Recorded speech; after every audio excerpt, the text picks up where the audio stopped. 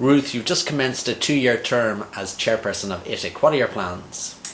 Thanks, Owen. Yes, having taken on the role from Morris, I'm very much looking forward to leading the industry and to working on behalf of ITIC.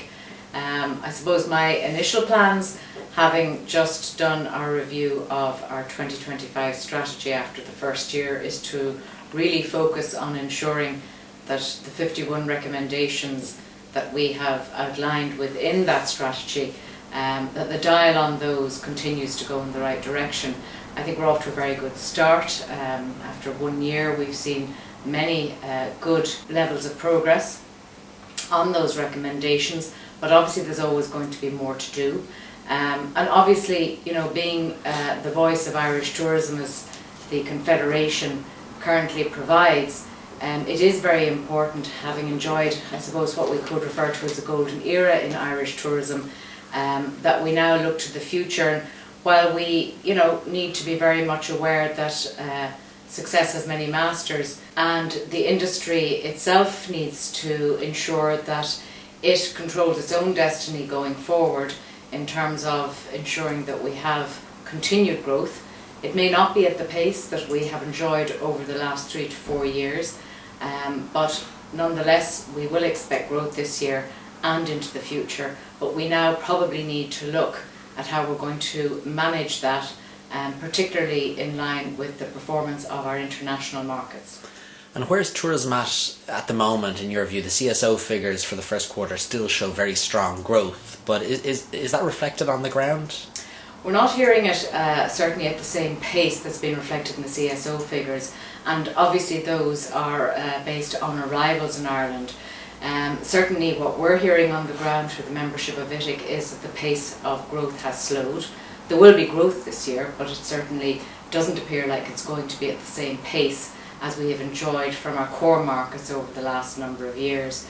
So we do need at this point in time to reflect on the future growth that we should anticipate, and how we can actually capitalise on the growth that is still out there for Irish tourism to enjoy. After all, those are our export markets, and as an indigenous Irish sector that can't be offshored, it's hugely important that we keep our eye on that prize. And after all, for every euro spent in Ireland, the government receives 22 cents of every euro spent. So it's a big economic driver. Sure is, yeah. And one of the things in the review of the strategy that you mentioned, one of the things that we highlighted was the diminished state of competitiveness within Irish tourism. That is a concern within the industry. It is indeed, and that's why ITIC in June will launch our report that is currently underway in terms of our competitiveness.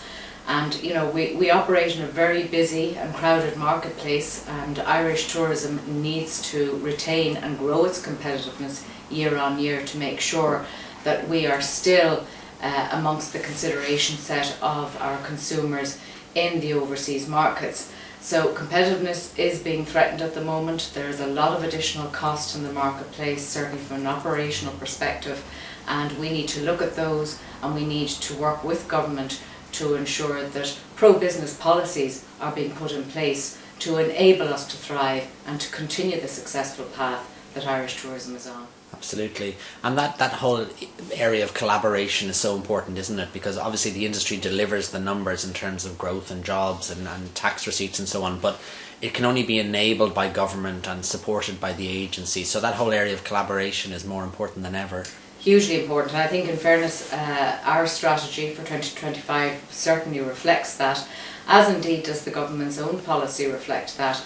And it's something that we've always enjoyed in Irish tourism, is a very strong working relationship with our agencies and with our government department, and indeed the broader government departments, because tourism straddles, I suppose, a number of different government departments. It certainly does. And we need to make sure that our voice is heard in the whole of government to ensure our prosperity. Tourism delivers jobs nationally, where they're hugely important, and if you take it that for every 1 million spend from Irish tourism, there are 22 jobs supported. Those are jobs where FDI and other export industries simply can't deliver the sustainable jobs that Irish tourism can. And I think we can do a lot in that regard, particularly regionally, even working with other industries such as the agri sector, because again we work very hand in glove, and there's, I suppose, a cross-pollination of jobs and what we do. So I think there's huge opportunity to be exploited. And Ruth, that collaboration that you talk about is so important. I mean, we need good government policy and good government investment, because of course the private sector is investing an awful lot at the moment. We saw Powerscourt Distillery and how wonderful that is the other day. There's a lot of new hotels, new attractions, but equally the state needs to play its role too. Well, absolutely. I mean, 2.5 billion of an investment by the private sector is not to be sniffed at. And given the return that the exchequer will receive, as a consequence of all of that new product attracting more and more business into the country, absolutely we do see a significant role for support in investment from our government department and agencies. So, is the state under-investing at the moment, in your view? The state certainly, given that we lost our significant advantage of our special VAT rate last year, we do feel that given what the state clawed back as a consequence of that, that we need to see significantly more investment into Irish tourism, particularly on the marketing side, so as we can continue to grow and thrive in those key overseas markets, but also in terms of capital expenditure, which is hugely important. And particularly, if we want to grow regionally around this country, we do need government support in terms of capital infrastructure to create product that make those areas more sustainable, that will enable tourists to slow down and thereby attracting more visitors into regional Ireland.